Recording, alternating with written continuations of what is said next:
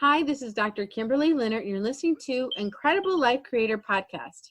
My guest today is Susan Walsh. Susan is a wife and a proud mom of two amazing boys, both entrepreneurs, four awesome grandchildren. She's been a serial entrepreneur since she was 11 years old, and she's a successful business owner since she was 19. She opened her first beauty salon that she ran successfully for 27 years. She began a new career in network marketing in 1980 and is still building an international business. Welcome to the podcast, Susan. Well, hi, Kimberly. Thanks for having me. Yes. So why don't we start out by you telling us a little bit about you, where you started out, because it sounds like you've had quite a journey. Yes, I have. It's listening to that. Sometimes I don't even think about, how you got to where you are today.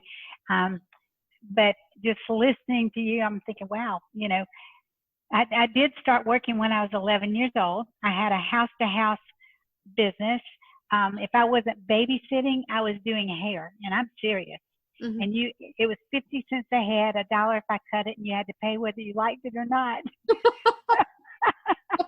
I'm serious. My dad was a shrewd businessman, and he taught me those things too. Mm-hmm. So, it's literally, I always had money because I worked, always. Mm-hmm. So, when I was 15, my dad left his career and opened his own business. He was a jeweler and a watchmaker and a jewelry designer, mm-hmm. and decided to go into the insulation business. Big change. And so he had me and a pickup truck and fiberglass insulation. So I insulated houses before school and after school and all weekend long, and helped him start a massive business. Really, really big. In fact, it was the largest insulation company on the Eastern Seaboard 35 years later when he finally sold it. So, and I remember it day one. I remember those days. So I've been an entrepreneur. When I say serial entrepreneur, I have never had a job in my life. I've never had a boss. And if you ask my husband why not, he would say, because you wouldn't last a day.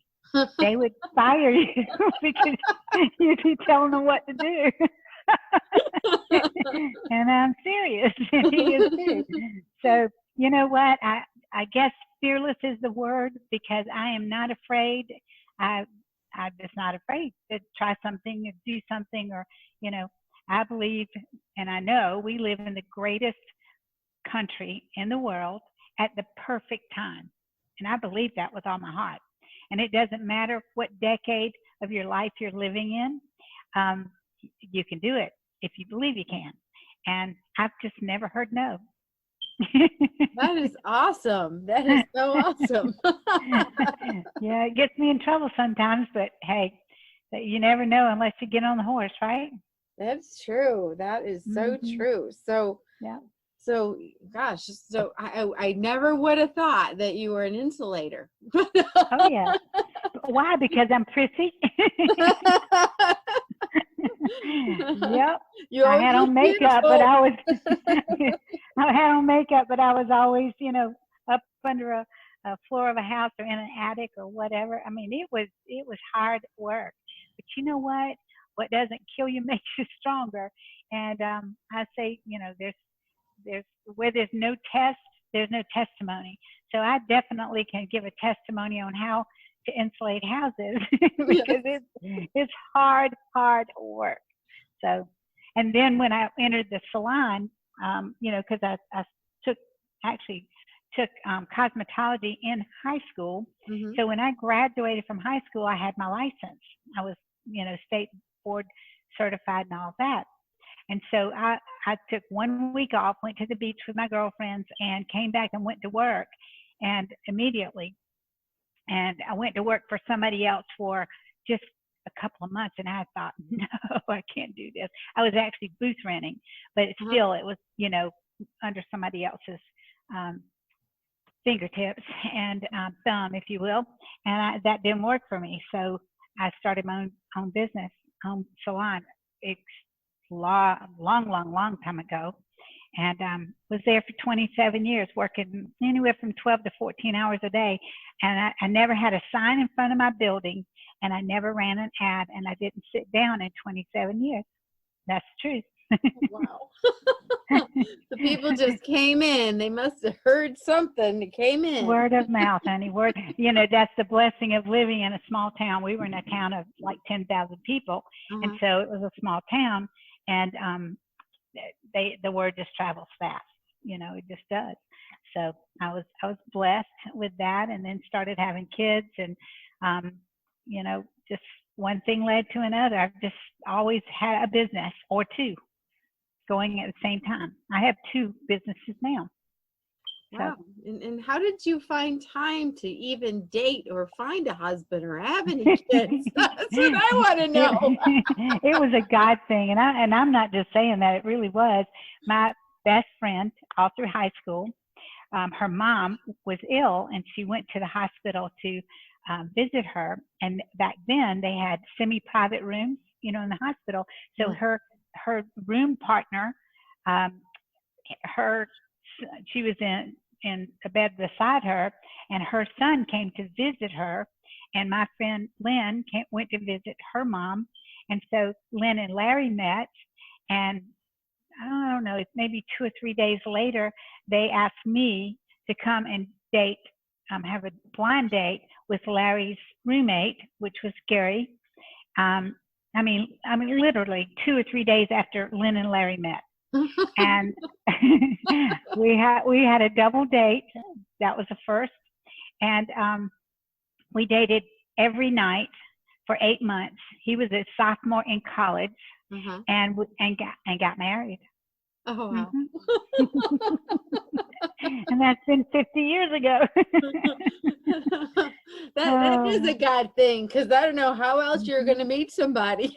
Oh, you weren't. And back then, I live in the Bible Belt, and back then you didn't go. There weren't places you could go to meet people. We didn't have the internet and all of that business, so there was nowhere to meet people except maybe church, or if somebody introduced you to somebody, someone.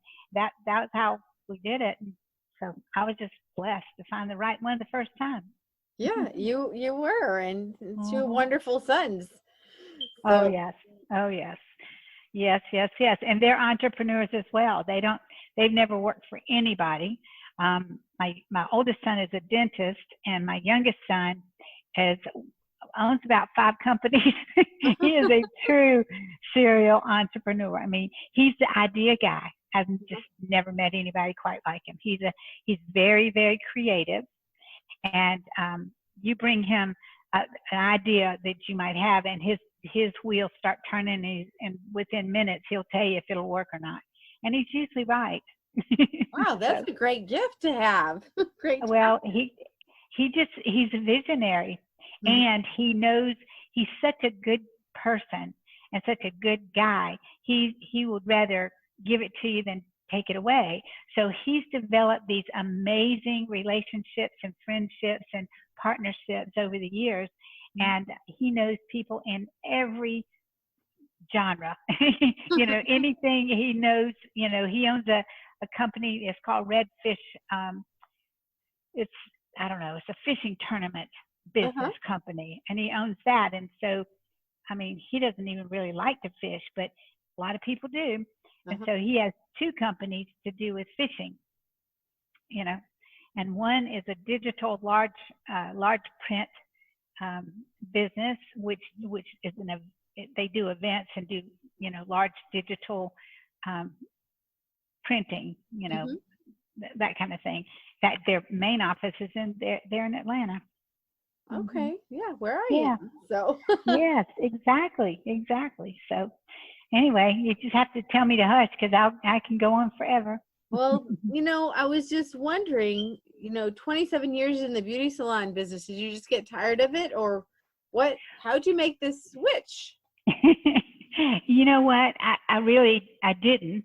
I love it. I still love it today. I don't do it for a living, but if, somebody wants a haircut, hey, I'm your girl. And I was just blessed to be really good at it at a very young age, and just, one thing led to another. But someone introduced me to a product. This was a lot of years ago, 30 years ago, I guess now, that I thought, wow, that would go well in my salon. Mm-hmm. And so I started moving product in the salon, actually back in the early 80s. Listen to this. I still think about it and laugh.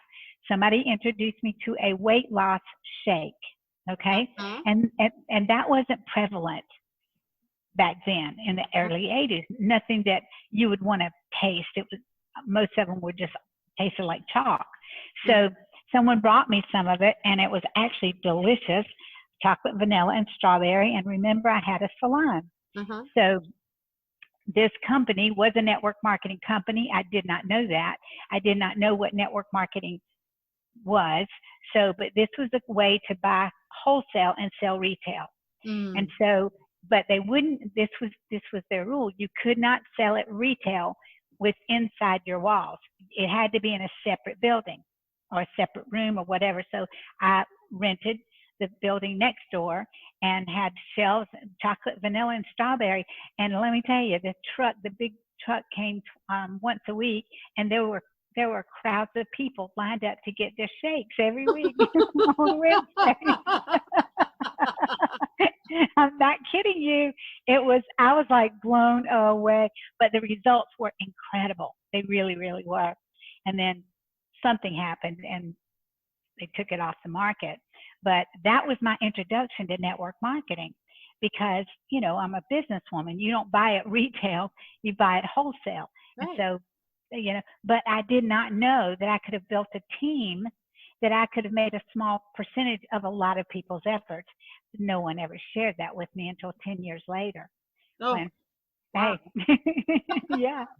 So I started serious network marketing in the early 90s and caught on really quickly. And mostly because I have a PhD in people, and I am very grateful for it. I can talk to anybody and get their interest, or, you know, I can talk to anybody, and I'm very blessed. And a lot of that, Kimberly, was because I stood behind a chair and I listened all day long. We had, you know, constant conversations, but mostly listening. And when you become a great listener, you'll become a great friend, a great leader, a great guide, you know, guidepost for people, because most people just want to be heard. Do you agree with that? I do. They do. Mm-hmm. And especially women. we just do. Some guys don't like to bare their soul, but women usually do. So I just give thanks to network marketing and to being behind the chair, because I got to use my skills and talents in network marketing that took me well beyond deep six figures, actually 7 figures. So, and that I could not have done yearly in the salon business, and that's what I wanted. So, yeah, it gave me freedom and flexibility, and, you know, my kids were teenagers then, and I was like, wow, you know, I'd like to spend more time with them and that kind of thing. So it gave me that kind of freedom and flexibility to, you know, be in network marketing and didn't have to go to an office every day. And, you know, I worked hard at it, no question about it, but it was worth it for sure. And I always say it this way, you know, the labor is worth it. Ask any mama or mother out there, you know. That is true. And Yes. was there any feeling of loss or struggle when you actually finally gave up the hair salon? Oh no, I had champagne on the way out the door. All right.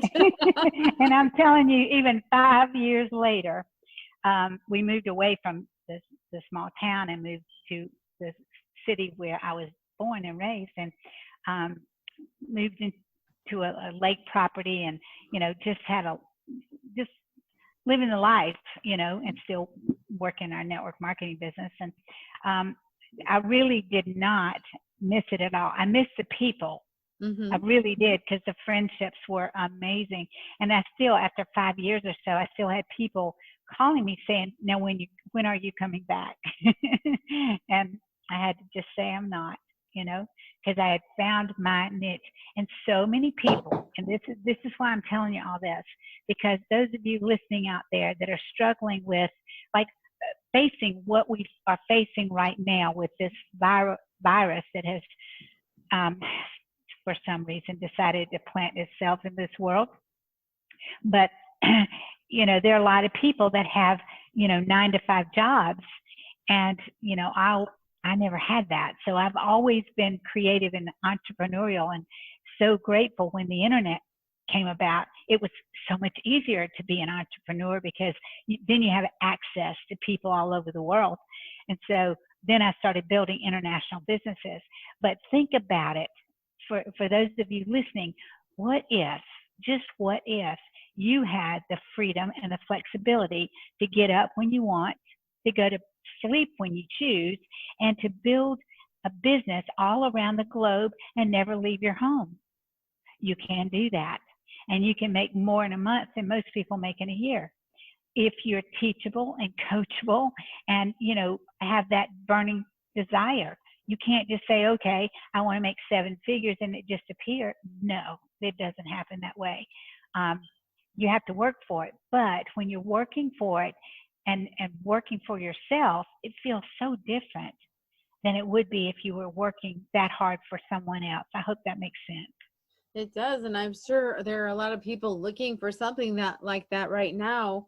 I Yes. actually just posted a video today on Facebook, where I was interviewing Virginia Nava, and we were talking about being open and willing to transition your career, or transition, or take a look at Yep. yourself, and think of this as a gift, where you get to look at what's important and decide what do you want next, because some of us are going to go back and their jobs are not going to be there. Exactly. Yes, you are exactly right. We listened to the president today, talking about the stimulus package and all that was signed, and I'm grateful for that, because that's going to help a lot of people keep their homes and keep their sanity. And then the business side of it, my son, who's a dentist, has been a dentist for, I don't know, 17, 18 years.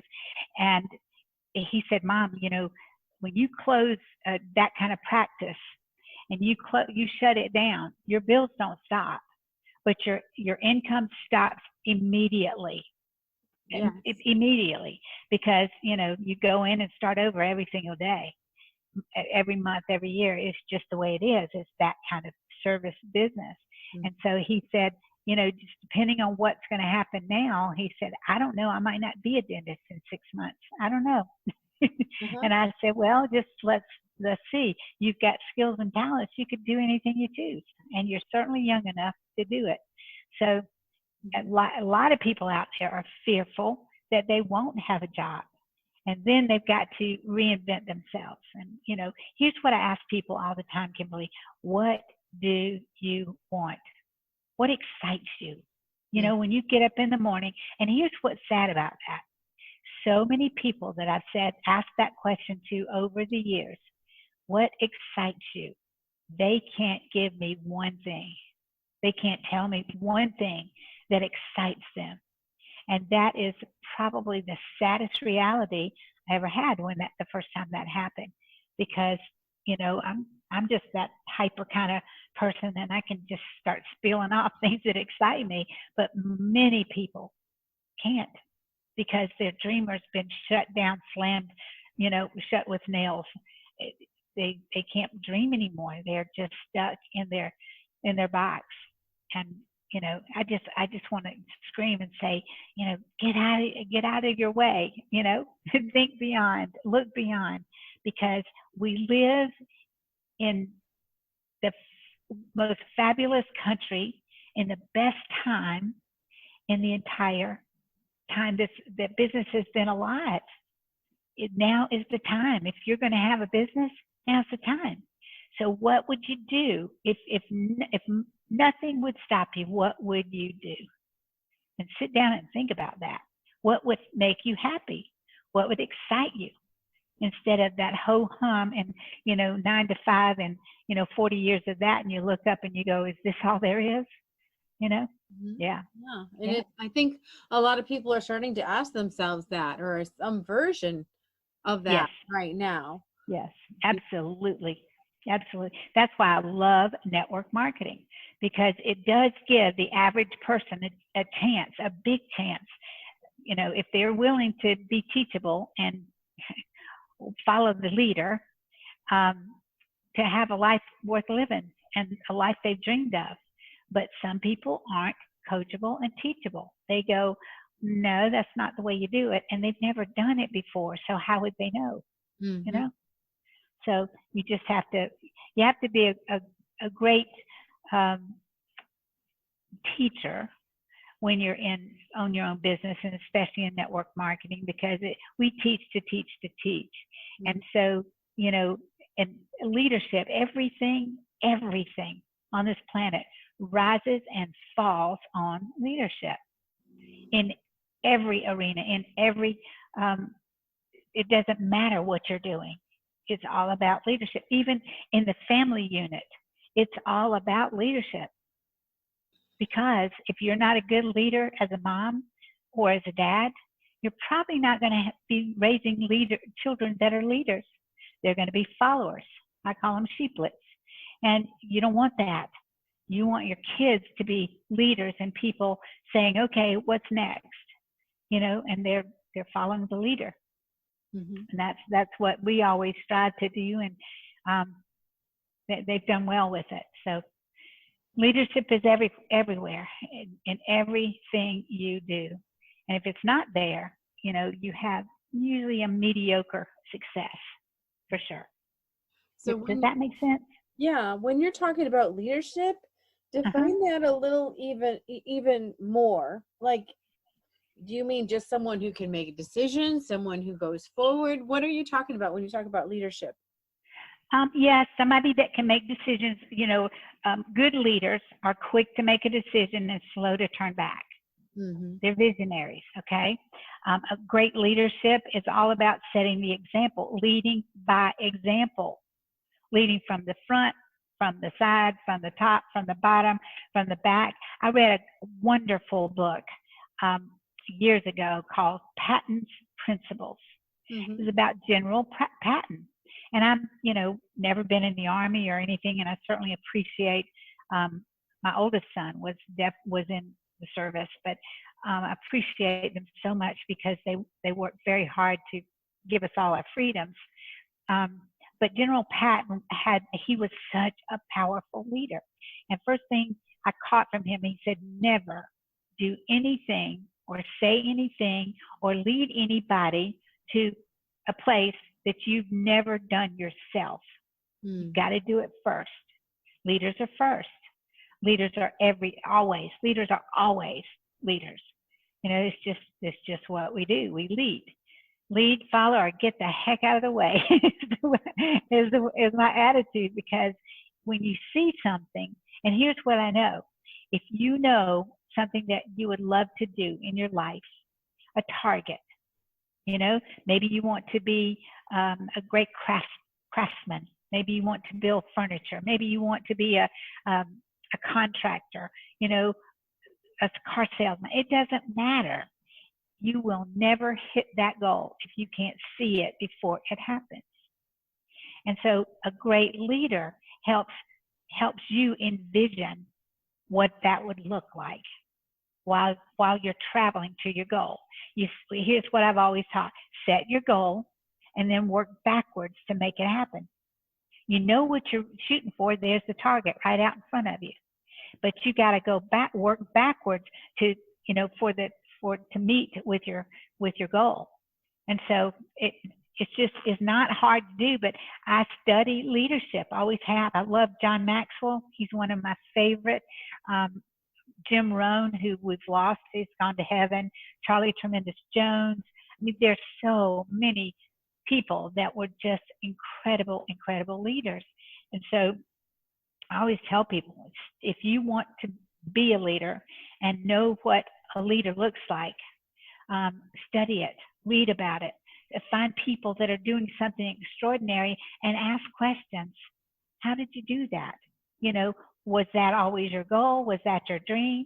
And most of the time, many times, it's not. It's just they found a leader that was doing something extraordinary and began to follow, and then fell in love with whatever they were doing together. And that's what's so cool about leadership. I mean, being a parent is definitely leadership, because you want to set a great example, but you're not going to set a great example if you're not leading. Some parents kind of get, and I'm not saying this is wrong, I'm just saying this was the way we did it, and we were very blessed, but they try to be their children's friend instead of their leader, instead of their parent, and teaching them, great skills. Do what you say you're going to do long after the mood you set it in is over. That's leadership. Yes. See the thing, you'll have the power. Does that make sense? That definitely makes sense. Good. So, when you talked about, you asked someone, what are you excited about now? And so their dreams are asleep or buried or gone. Is it because they're always telling themselves they can't do something, or telling themselves no, or what how do we wake that up? Or how does, if someone actually, you ask them that question, and you don't get an answer, is there anything you do or ask them to try and wake them up? Well, here's what I'll tell you, Kimberly. Great question. And here's what I'll tell you. This is the way I would describe it to anybody. First of all, eagles don't flock. You find them one at a time, and they mate for life. So if you are, if you're teachable, if you're coachable, if you find somebody doing something that you deem as extraordinary, ask them to mentor you, but don't ask them to mentor you if you are not willing to do what you say you're going to do. I've had so many people ask me to mentor them over the years in lots of different arenas. Just mentor, and especially women, because women, not to say men don't get to this place too, but usually the men are dealing with a little bit more ego, not a lot, but a little bit more ego than the women. And so they're hesitant to ask for help or ask for mentorship. But women usually are not. They're willing to ask, but then it's finding the time to do what they're asking you to do. Because, most women are really busy, with children, with jobs, with house, with responsibilities in your church, in your community. She wears a lot of hats, okay? And so when do you have time to be a mentor? The first thing I did when I was younger was Gary and I made a vow that our kids would never go to daycare, and they never did. But we both worked hard, and we had a nanny, and for a good while she lived in with us, because I was determined that our children were not going to grow up in a daycare center. Absolutely not. They were going to come home. There was going to be something that smelled good in the house when they came in, like cookies or whatever, I wanted them to have a very, very safe and good, experience when they walked through the doors.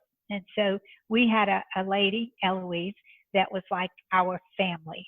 And we just lost her. She was 87 years old. Oh, wow. And she still called me Mama. So precious, such a gift to us. And she came at the perfect time of our lives and our children's lives. And it made my life a lot easier, because if you're not worried about your house, about the meals, and about your children being cared for, that gives you a whole lot of extra time. Would you agree? Yes. Oh, yes. Especially when your kids are, growing up in grammar school and middle school. And, those days, those are tough days. She couldn't help them with their homework, but their daddy could. And so, he always got home before I did. So, where there's a will, there's a way. And you just have to juggle sometimes and not be afraid to ask. look at a mom that's getting it all done and still has a smile on her face by the end of the day. Ask her how she's doing that, you know, because I promise you, she's got a way of doing it that maybe you didn't know about, or maybe you hadn't heard of, or maybe you know, hadn't even tried to fit it into your life. I'm just talking to the moms out there that would love to be focusing on what excites them. Maybe it's they want to be a writer, but they can't. They don't have enough quiet time in the day when they've got some energy to write, because their days are so packed full with their other responsibilities. You know, they've got to find a way to lighten the load. I've always said, you know, don't ask for a stronger back, a lighter load, ask for a stronger back, because you've got to get better. For things to get better and improve, you've got to get better in your life. And, you know, sometimes you're kind of drawn into a career that you thought was going to be the right one for you, and then not so much. But once you're in the trenches, how do you get out? Number one is, don't be fearful of change. Mm-hmm. Like I said to you earlier, I never hear no. I really didn't. I mean, when I told my dad was just a tough guy, but he was a great inspiration to me. He taught me how to work hard and how to work smart and how to communicate with other people. And so he was the last one that I told that I was leaving my salon, because it was a very successful salon. I had a 6-figure income, which was very difficult to do in a town of 10,000, yes. You know? And I worked very, very hard, you know, from 7:30 or 7 in the morning till sometimes 10 at night, 6 and 7 days a week. And it was crazy, but it was, you know, it was to hit my goals. Mm-hmm. So I told him I was leaving my salon. I was selling my salon or leasing it out. I think that's what I did. I kept my building and leased it out to another hairdresser. That was her dream.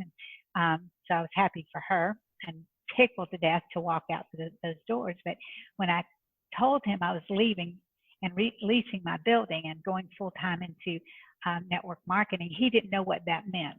He really did not, and too proud to ask me, so I didn't bother to tell him. And this is a funny story.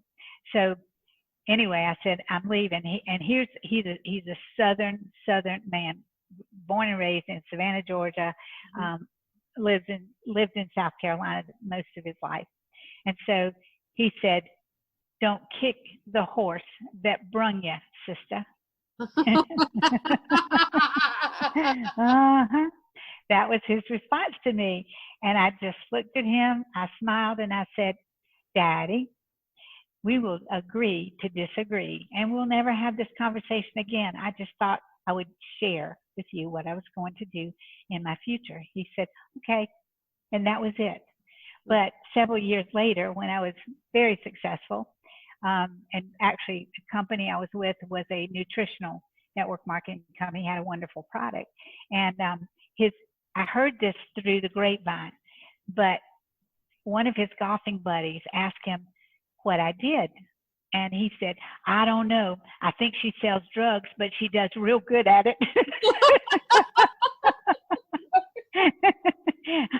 I thought, oh my, I better educate him a little bit. I'm going to have police showing up at my door. Oh, so funny. I mean, now you look back and some of the things that you did and some of the hurdles you jumped over, went under, you know, went through them, whatever. It just, you think, wow, what doesn't kill you make you stronger, you know. So it was a great time. But here's the thing. If I had listened to my dad, okay, I would still be doing hair today. Mm-hmm. Because it's one of those businesses that you start over every day, every week, every month, every year, and nothing is going to change. It's not the industry that will. You know, people are going to need, you know, help with their hair and their skin and all that stuff. So if I had listened to my dad, I would have just been working. So I feel very blessed that I was blessed with a leader and a mentor at that time that I had faith in, and encouragement to follow my dreams. And that was to have freedom and flexibility, and income freedom too as well. And I did. So that's kind of how I ended up where I was and where I am today. And I'll never stop working, ever, ever, ever. Even though I'm not young anymore, I don't feel old. I'm very grateful. So that's my story, and I'm sticking to it. Well, you talked about, with network marketing, there's more flexibility. In other words, you have more control over your time. Yes. So, how did you transfer from being in a salon to working from home, and then having to schedule your own work time and your own, everything? How do people in general do that when they're doing that switch? Because it's quite a different type of working. Well, it's a people business, and if you take your people skills, if you have people skills, if you don't, start reading about it, start listening to other people, like podcasts like this. I mean, this will help you grow as a person, because when you hear other people's journeys and kind of what they did, that can make a difference for you. What I did was I started doing it part-time while I was still in the salon, and built my income up to a comfortable level, because realizing that network marketing is a lot of people do, and you make a little bit on a lot of people's efforts. J. Paul Getty said it best: I'd rather have the efforts of 100 men versus 100% of my own efforts, because 100% of you was my salon. 100% of other people's efforts is network marketing. So which would you prefer? 1% of 100 people doing whatever they're doing.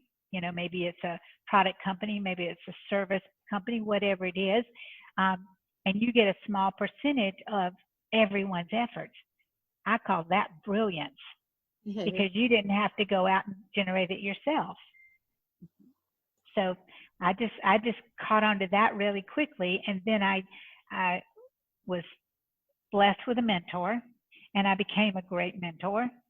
And I'm not tooting my horn, it just was what it was and is what it is. But and realize that you can have anything you choose to have. First off, you've got to choose it, and then you've got to work towards that goal. So if you don't choose it and you don't see yourself there and visualize it, you'll never hit it. I promise you that. You won't. But network marketing is just leading and guiding and partnering with people. That's all it is, because you're no one's boss. You just aren't. But you can certainly lead anybody that wants to be led. And you can teach anybody to be a leader that wants to learn, if that makes sense. That is an amazing just concept of business. Yes. It's so expansive. Yes. It's just so expansive, where, the dentist, or what I do, the eye doctor, we can only see so many patients. That's it. And like now, my son, he's had to close his practice because he, of what he does, and because of this virus. Thank goodness, you're in a position where your office hasn't closed right away. But when you're in that kind of business, and your income depends on your activity, that's pretty scary. Yes. My income doesn't. Yeah. I build globally. And see, here's the beautiful thing. This virus, I'm sad to say that we have to experience this, but it's a global virus. It's a pandemic. So everybody around the world is having the same challenge, stay away, quarantine yourself, self-quarantine or whatever. But you know what? We have the internet. We have WhatsApp. We have WeChat. We have amazing phone service, and you can still do business around the globe with all kinds of people. That's what I love about network marketing. There are no limitations, only the ones that you place on yourself. So it's a different way of thinking that most people that have never been involved have no clue. It's the difference between this is Jim Rohn said it this way. When you decide you want a bicycle, you don't buy one bicycle, you buy two, one to ride and one to rent. Mm-hmm. You know? And I thought, wow, that's pretty brilliant.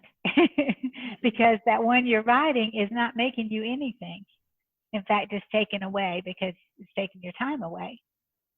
But if you're renting one while you're riding one, hey, it's paying for the one you're riding and you get to enjoy it. I love that concept. It's just the truth, you know? It's just the truth. It's the, you know, why do some people in real estate do very well? Most of the people that do very well in real estate own multiple properties. They don't own just one. Mm-hmm. They rent or lease or Airbnb or, you know, they do. I mean, that's just the way it is because you don't, you know, multiple locations. Look at franchises like McDonald's. I mean, I would have to be very desperate to eat there. But you look at the whole concept of it, it's amazing. It's amazing. It's brilliant. It's genius. Same thing with all of the franchises, Kentucky Fried Chicken and, you know, all the franchises. They don't have one location saying everyone in this city drives to this location. No, they have multiple locations in each city all over the world. Isn't that interesting? That's network marketing. That's what it is. I relate it to Christianity, you know, and I'm not here to preach, but it's just the way it was an example that was shared with me years and years ago. They said, you know, Jesus didn't come and say, you know, come and follow me. He went and gathered people and he said, now we're going to meet on this mountain on a Tuesday night and I want you to bring 10 friends with you. Uh-huh. Yes, they did. And so when they showed up, those few people, he gathered 12 and 5,000 showed up. That's network marketing. I love that. The limitlessness of it. It is. Because think about this. If those 5,000 went and got 5 people, now you're talking. That's network marketing. I've led groups of over 250,000 people. Now, could you do that one-on-one? Absolutely not. You do that by teaching leadership. And those leaders will lead their tribe, if you will, or their team. And, you know, you lead at the top, but then you've got leadership all throughout your organization. It's just, that's why I love network marketing. There is no limit. The only limits are the ones you place on yourself. And I will do it till the day I go in the dirt or whatever happens. I will do it. I just love it. I love sharing it, especially with young people, because it's a brilliant business model for young people that get it because of things just like that's happening right now. They wouldn't be stressed out because they'd have a second income coming in. And, you know, maybe they've got their paychecks. The wife and the husband have their 2 paychecks that have gotten shut off because of the pandemic. But guess what? They've got a network marketing income because of what they're doing part-time, 7 to 10 hours a week in their part-time business that will keep them floating until the rest of everything's, you know, gets back to normal. Think about that. It takes a lot of stress off of families' lives. I mean, when our boys were young and their teens, we all sat down and I said, look, guys, I mean, this is the truth. I said, okay, Mom is going to build us another business and it's going to be phenomenal. But, you know, I'm going to be away a bit. and it's going to take me a little time to do it. But I want all of us to write on this piece of paper what you want in the fund to spend the fund for. Mm-hmm. So we had a big jar, and we each wrote down what we wanted, but in the fund, the FUND. Uh-huh. And so each time, every single week or month or whatever the pay was, I think it was 10% of it and put it in the jar. So it was split 4 ways. Okay, that we didn't touch it, but it was in the fund. So I don't remember how long it took, but both of my boys wanted Harley Davidsons. Oh. It wasn't like they wanted a little truck or no, they wanted Harley Davidsons, and not the basic ones. So anyway, they both got them because they did. I said, but to do this, you're going to have to take out the home-based business trash. You're going to have to mow the home-based business lawn. You're going to have to wash the home-based business cars. You might have to learn how to cook a little bit, whatever. We did it as a team. And you know what? It worked. It worked because they got things that they wanted, but it also worked because it taught them it's okay to have to work for something you really want, and to pull together and do it together. Lift that barge together, and you can lift it a whole lot faster. So as a family unit, it just made it fun. And so if I was at home at night and not out building the business, they were like, "Hey, Mom, what's up? What about our Harleys?" I'd say, "You better stop." Yep. Team effort for sure, and they definitely had their eyes on their goals. Oh yes, and they helped, and they learned how to do a whole lot of things. Both of my boys do all the cooking in their houses. They are excellent cooks because between our Eloise, she taught them how to cook. I'm a cook. I taught them how to cook, and because of network marketing, they had to learn to cook, or if they wanted something good to eat. So, and my husband's a great cook. So, and sorry guys, my puppy dog is barking. Anyway, it was, network marketing has taught us all a whole lot. And, throughout every experience, just like this pandemic, I always think, what am I supposed to learn here? Because there are lessons in everything. Instead of being so, frightened and frozen, think about what you're learning. You're learning how to entertain yourself, even if you're locked into your house or your home or whatever.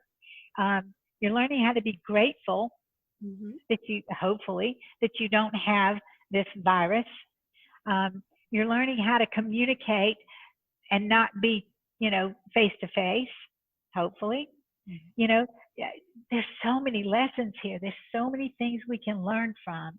And I think a lot of people are realizing that, how fragile life can be, but also how fun it can be with the tools that we have of today, the internet, our phones, that everybody carries everywhere they go. For heaven's sakes, we aren't out of communication. If it had been 20 years ago, we'd have been going, "Oh my goodness, I'm not happy about this," and nobody would know you weren't happy because we had no way of talking to each other. So, but I found that this time has really made me, I'm always doing my, gratefulness and thankful yes. for all the little things throughout the day. But Yes. now it makes me even more grateful. I'm grateful that my family is well. Of course, because it's not that way for a lot of people in the world. Right. Exactly. It's, and they said, Trump said today, 21 days ago, life was so different.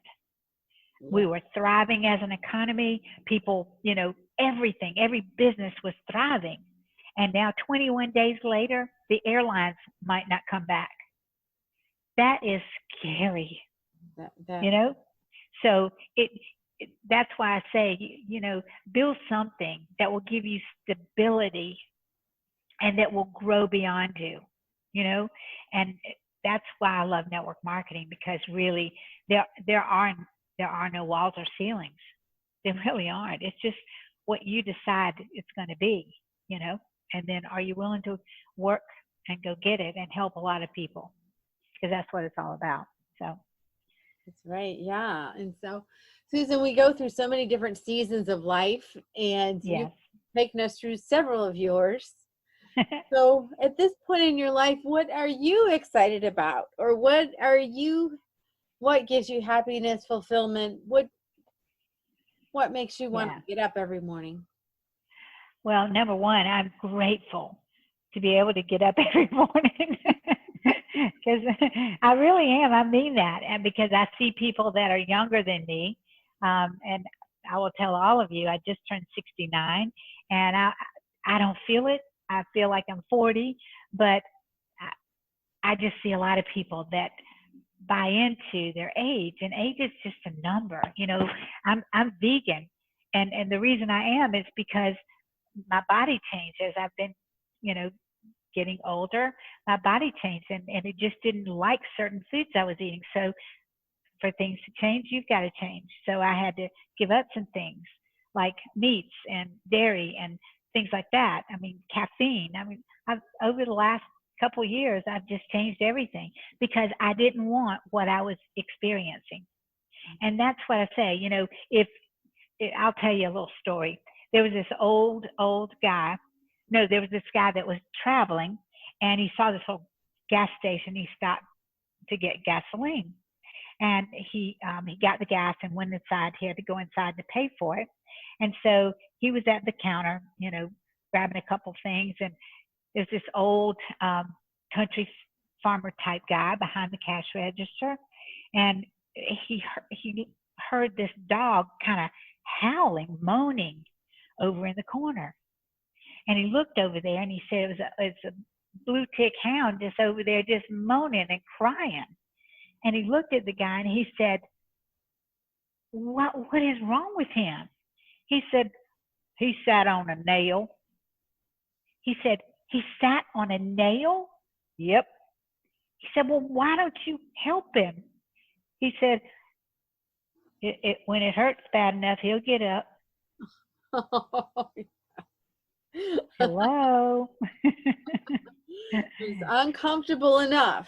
Yes, yes. So a lot of people are sitting on that nail, that rusty old nail, and haven't made the decision to get up off of it. You know, it's just the way it is. So what excites me every day, number one, is to be able to get up. And number two is to have a husband that still thinks I'm 21. he still loves me, and I'm so grateful for that. We have a great time.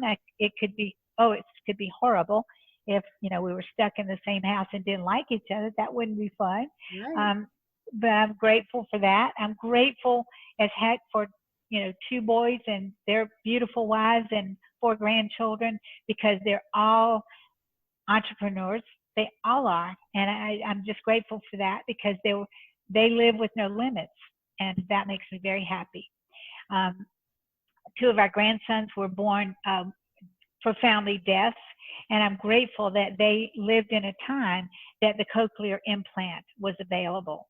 Mm-hmm. And so both of them have a normal life because of the cochlear implant, and that I'm very, very grateful always. You know, when I see them, they're just miracles. They've got miracle ears, and they really do, bionic ears. Mm-hmm. So that I'm grateful for. I'm grateful for network marketing because of the friendship and the leadership I've been able to experience, and certainly the lifestyle, you know, that it's allowed us to enjoy. And we've traveled the world. We've met some of the most amazing people you'd ever want to talk to, because they don't see limitations either. They don't see the barriers. They see there are no obstacles, only the ones that you choose not to go up, above, be around, or through. Those are your decisions, you know, or you can just stop dead in your tracks and sit there and get whatever is coming your way, which may be something, may not. So, you know, I love to travel, and I'm in a company now that has that component. It's a technology company that has a travel component, which I love. We love to travel. We've done a lot of traveling to exotic places, and just so grateful for that, because prior to network marketing, I was stuck behind a chair, and all the business and all the expenses and all of that was on my shoulders. And I got up every day and did the same thing over and over. So I'm grateful that I don't have to do that anymore, that I was not afraid to say yes to me and to our family. So much. I could go on for hours telling you the things I'm excited about. I really mean it. I'm just excited about life and living it, because you think about even 10 years ago, the things that we can do now that we couldn't then. I used to have, an expensive camera. Do you need an expensive camera today? I don't even know where the thing is, because we've got these iPhones, and they're amazing. They take amazing pictures and videos and all of that. So much to be grateful for and excited about. So I don't know. Tomorrow's a new day, and I'm excited about that. Great. Yeah. I love that so much. Well, thank you so much for taking your time and being on the podcast and sharing your experiences, your wisdom, and it's awesome wisdom that you are sharing with everyone. So you're so welcome. I feel blessed to be here, and I thank you for entrusting in me to share with your viewers. And before I talk to one person or 1,000 people, I say, God, let me touch somebody today. So hopefully a little bits and pieces that we've talked about tonight will have an impact on someone's life. We may never know about it, but I hope it will. And if that's you out there listening, I know you'll have fun doing it, whatever it is you decide to do. And, go at it with blind, raging enthusiasm, and you won't be sad about it at all. You won't be sorry that you made the choice. So, Kimberly, thank you so much. Have a wonderful night, a better tomorrow, and just know that the world is our oyster. You just got to keep shucking them. All right. We're going to end with that, because that's awesome. Well, thank you, darling. Take care. Thanks again for having me. Yes. Thank you. You're welcome. Good night. All right. Good night.